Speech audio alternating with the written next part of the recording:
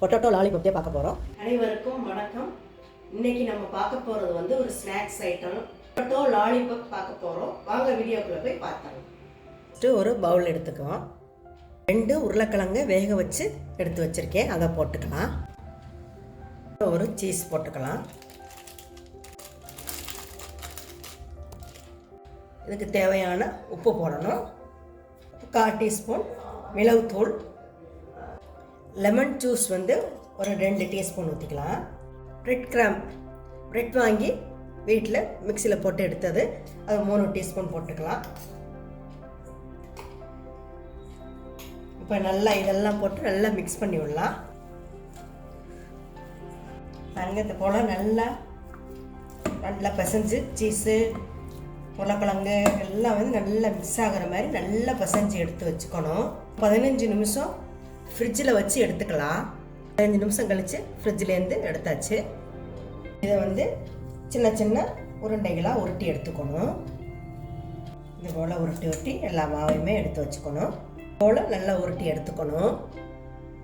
Bread இந்த ஓரத்தில் உள்ளதெல்லாம் எடுத்துட்டு ஒரு 4 ப்ரெட்டை போட்டு மிக்சியில் போட்டு எடுத்து வச்சுருக்கேன். ஒரு 1/4 கப் வந்து கோதுமை மாவு எடுத்திருக்கேன். தண்ணி ஊற்றி கரைச்சிக்கணும். இது போல் நல்லா கரைச்சி எடுத்துக்கணும். இந்த உருண்டையை இந்த கோதுமை மாவில் போட்டு டிப் பண்ணி எடுக்கணும். எடுத்துட்டு இந்த பிரெட் கிராம் வச்சு போட்டு எடுத்து எண்ணெயில் போடணும். எண்ணெய் இப்போ காஞ்சிருச்சு. இப்போ இந்த பிரெட் கிராம்லேருந்து எடுத்து போய் போட்டுடலாம். இன்னொன்னா அந்த மாதிரி போடலாம்.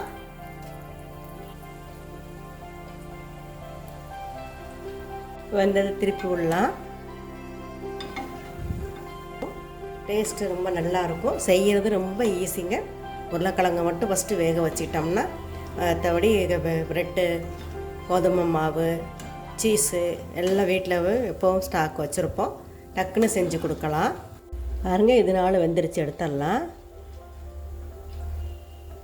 பாருங்கள், சூப்பரான நமக்கு பொட்டேட்டோ லாலிபப் ரெடி ஆகிடுச்சு.